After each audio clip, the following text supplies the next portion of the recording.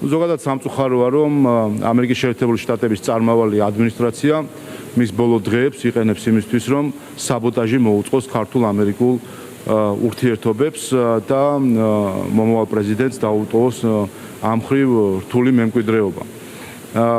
სამწუხაროა, რომ საბოლოო ჯამში ის, რასაც გარკვეული პერიოდი ჩვენ შეფარულად კულისებში სხვისი ხელით, სხვისი ქმედებებით რაც ხდებოდა ქართველი ხალხის წინააღმდეგ, ეს ბოლო დღეები რატომღაც ასე ღია თავდასხმაში გამოიხატა ქართულ ხალხზე. ამიტომ ჩვენ ერთი რომ წუხართ, რომ ამ ბოლო დღეებს ნაცვლად იმისა, რომ ამერიკის შეერთებული შტატების ადმინისტრაციას ეს დღეები გამოეყენებინა იმისთვის, რომ ის გაფუჩებული ურთიერთობა, რაც აი ამ პერიოდის განმავლობაში მათ შორის ადმინისტრაციის ძალისხმევით მოხდა, ეს რამდენადაც აღედგინა, გამოესწორებინა ქართველი ხალხის თვალში ეს ადმინისტრაცია დარჩენილიყო, როგორც ადმინისტრაცია, რომელმაც სიკეთე გააკეთა ქართველი ხალხისთვის და ურთიერთობისთვის უпроსტოდ ამერიკა და ქართულ ხალხს შორის, თუმცა მათ სხვა გზა აირჩიეს, ჩვენ იმედი გვაქვს, რომ ახალი პრეზიდენტის პირობებში ეს მძიმე მემკვიდრეობა დაიძლევა, ურთიერთობები გადაიტვირთება და ის დაფასება, რაც ეკუთვნის ქართულ ხალხს ამერიკელი ხალხის ხელისუფლებისგან და რასაც სამწუხაროდ ჩვენ ვერ ხედავდით მოქმედი ადმინისტრაციისგან, ამ დაფასებას ქართული ხალხი დაინახავს. 3 მილიონი ნახევრიანი ერი ვართ და ის ერი ვართ, რომელიც ამერიკელ ხალხს გვერდჩივედექით სადაც კი დავჭერდით. მხარდამხარ ვიბრძოდით ჩვენი ჯარისკაცები ავღანეთში ამერიკელ ჯარისკაცებთან ერთად, მაშინ როდესაც ნატოს მოკავშირე ქვეყნების არათუ უმრავლესობა 27 ქვეყნიდან ალბათ 2-ს თუ ყავდა ჩვენზე მეტი კონტინგენტი ავღანეთში, აი იქ ვიბრძოდით ჩვენ და სამწუხაროა, რომ ამერიკის ადმინისტრაცია ასე არ აფასებს ქართული ხალხის ამ გვერდში დგომას. რაც რა თქმა უნდა, უპირველეს ყოვლისა ეწინააღმდეგება ამერიკელი ხალხის ინტერესებს.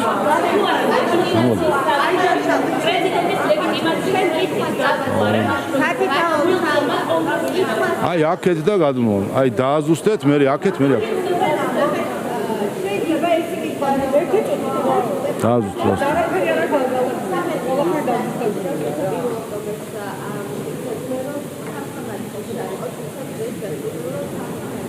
ეს მე მგონი თავის თავზე მეტყველებს ეს ქმედებები.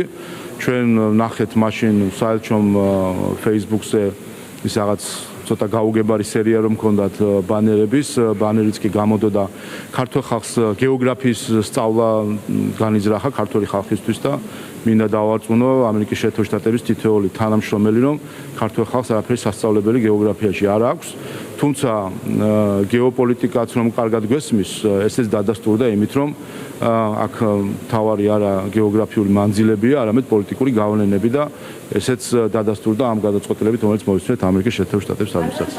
საპროტესტო აქციის ფონდზე ჩაიდეს ინაუგურაცია.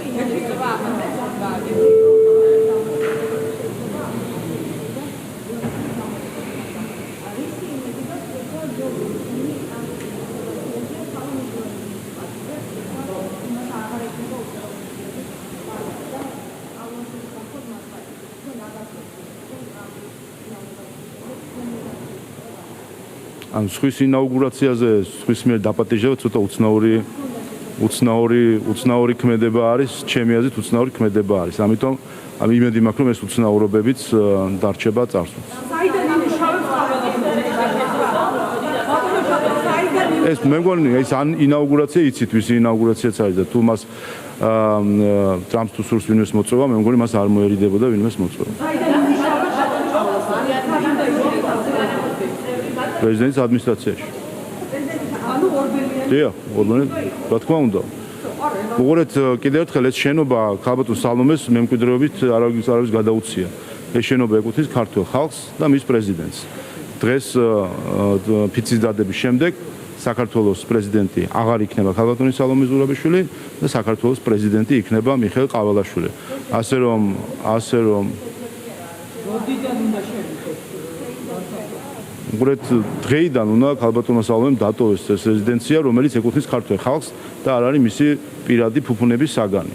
ასე რომ მე დარწმუნებული ვარ, რომ ის ასეც მოიქცევა, მიუხედავად იმისა, რომ ხედავთ ღია ასე ვთქვათ რჩევებს ასე ვთქვათ და სურვილებს სხვადასხვა პოლიტიკური აქტორების მხრიდან რომ რაღაც გამაგრდნენ ამა თუ იმ შენობაში, მაგრამ არ ვიცი, არასერიოზულია ეს გამოსავალი.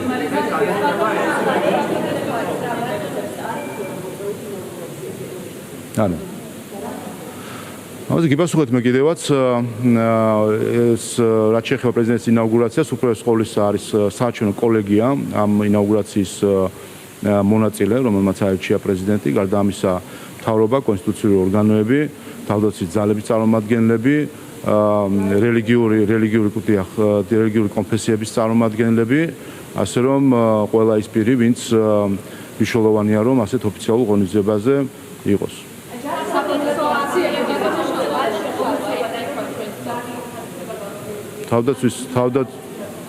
თქვენ ყველაფერს იხილავთ თავდაცვის ძალების სამეთაურო კორპუსი არის წარმოდგენილი ამ ცერემონიაზე, ასე რომ ყველა არის.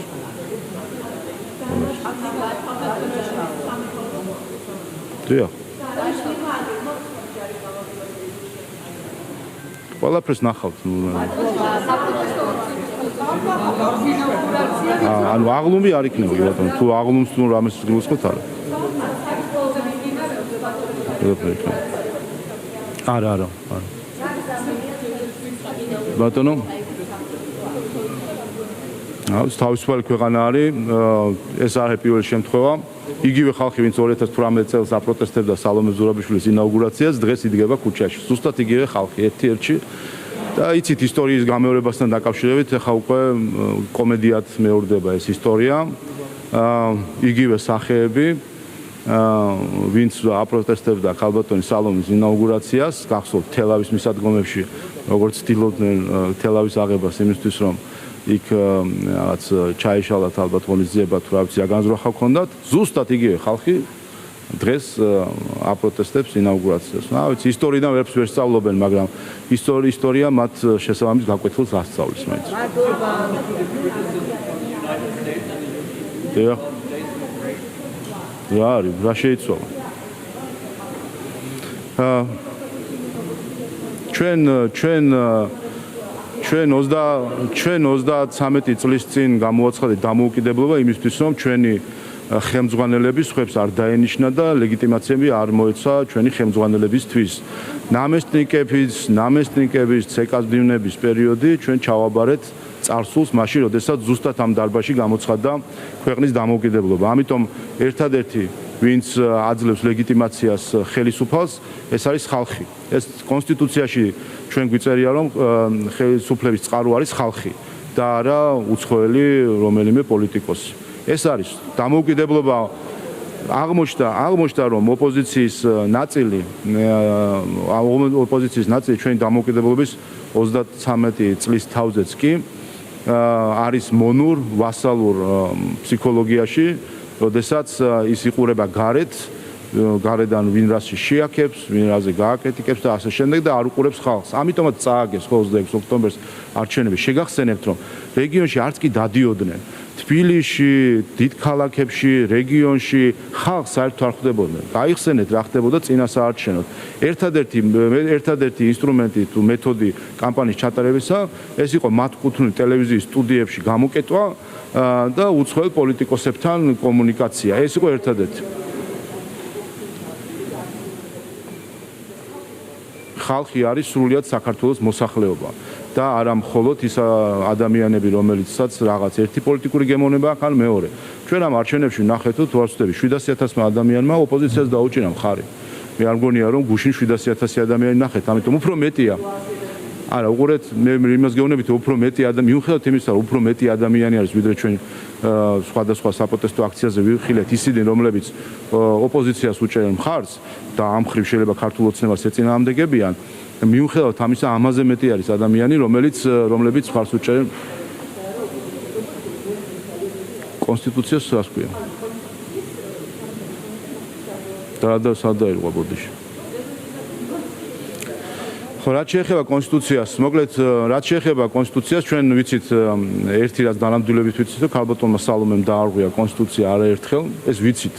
თან ყველამ ვიცით რომ ამას სასამართლოც ხომ არ სჭირდებოდა რომ სასამართლომ დაადასტურა ყველამ ხო ვიცით რომ ეს არის კონსტიტუციის დარღვევა და უტიფრად ხომ მე ყველა ოპოზიციის კუთვნილი მედია ოპოზიციის კუთვნილი NGO-ები და თავად ოპოზიცია და მათი მფარველი უცხოელები უტიფრად ქართულ ხალხს თვალში ხო ნაცარს აყრიდნენ ეუბნებოდნენ რომ არა ეს არანაირი დარღვევა არ არის. ამიტომ რაც შეეხება კონსტიტუციის დარღვევას ჩვენ დღეს ვყავს ერთადერთი ხელისუფალი ამ მხრივ ვინც კონსტიტუციის დარღვევია ეს არის ქალბატონი სალომე ზურაბიშვილი რომელიც ჯერჯერობით ჯერ კიდევ ინარჩუნებს პრეზიდენტის პოზიციას.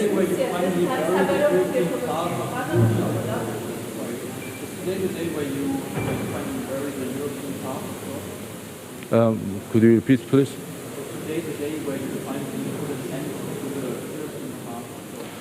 საინტერესო კითხვა არის, როდესაც კითხვაშივე არის პასუხი. When you put the answer in a question, it's not an honest question, but to answer your question in Georgian.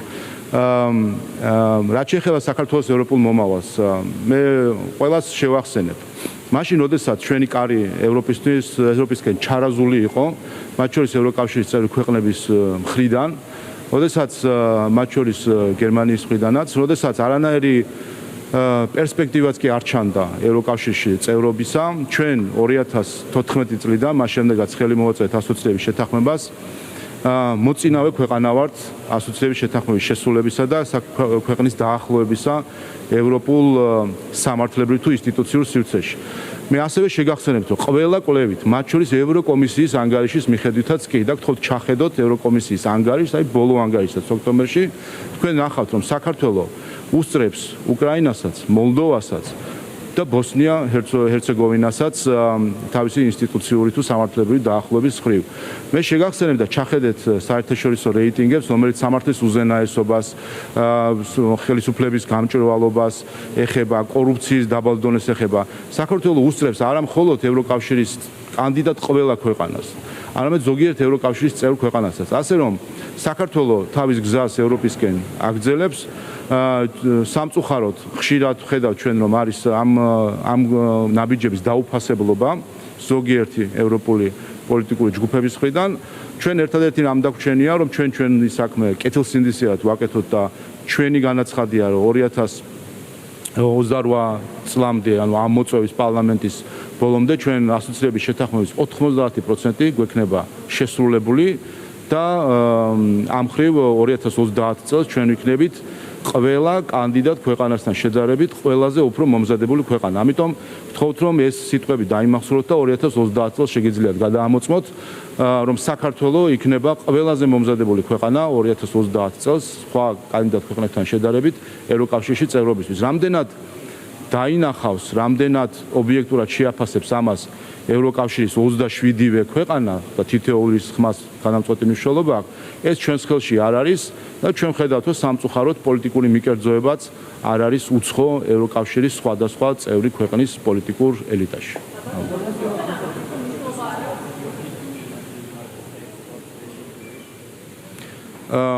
რაც შეეხება კრიტიკა, არ ვიცი მე რა კრიტიკას გულისხმობთ, ჩვენ 26 ოქტომბერს საქართველოს ჩატარდა საპარლამენტო არჩევნები, სადაც 2 მილიონზე მეტმა მოქალაქემ მიიღო მონაწილეობა და ქართულმა ოცნებამ დამაჯერებელი გამარჯვება მოიპოვა. ყველა ბრალდება, შეგახსენებთ, რაც გააჟღერა როგორც ქალბატონმა სალომემ, ისე მისმა უცხოელმა მეგობრებმაც, ყველა ბრალდება. უარყოფილი იქნა ეუთო ოდირის დასკვნის მიერ. თქვენ გახსოვთ ბრალდებები თითქოს 300 თითქოს ერთი ადამიანი 100 ადამიანის ნაცვლად ხმას აძლევდა 300,000 ხმა არსაიდან გაჩნდა. ამაზე ნული სიტყვა აქვს ნათქვამი ეუთო ოდირის დასკვნაში. თქვენ გახსოვთ ბრალდებები თითქოს ბიულეტენზე ფარულობა იყო დარღვეული ბიულეტენთან დაკავშირებით.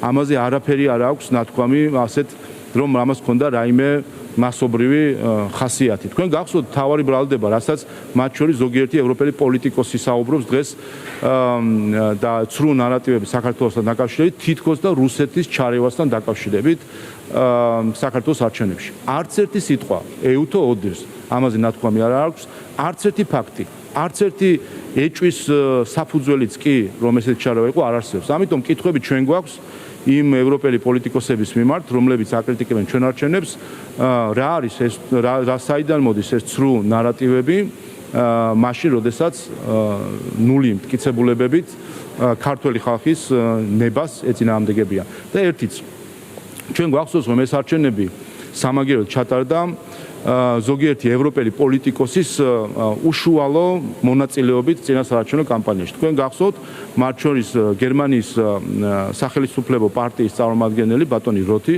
რომელიც აქ იმყოფებოდა, მიტინგებს ატარებდა, პოლიტიკურ განცხადებებს აკეთებდა და პირდაპირ ამბობდა, რომ ქართულ ხალხს ხმა ხარი არ უნდა დაეჭირა ქართული ოცნებისთვის, უნდა დაეჭირა სხვისთვის, მათ შორის გერმანიიდანაც ყოველ მეორე თუ მესამე დღეს ან ჩართვაზე იყო, ან კომენტარებს აკეთებდა. ეს არის პირდაპირ ჩარევა გერმანიის სახელმწიფო პარტიის წარმომადგენლისა არჩევნებში, რაც არის დარღვევა საერთაშორისო სამართლის და როცა ვსაუბრობთ ხოლმე დღეს რომ გამოწვევა არის რუსეთის მხრიდან წესებზე დაფუძნებული საერთაშორისო წესრიგის უპატივცემულობისა, რა არის ეს თუ არა ფარისეულობა, როდესაც ერთი მხრივ აკრიტიკებ რუსეთს სხვა ქვეყნების შიდა საქმეებში ჩარევაში და მეორე მხრივ პოლიტიკოსი თავად ერევა სხვა ქვეყნის შიდა საქმეებში. ამიტომ თუ კი არსებობს კრიტიკა, უპირველეს ყოვლისა ეს ქართულ ხალხს აქვს საკრიტიკო ზოგიერთი ევროპელი პოლიტიკოსის მიმართ.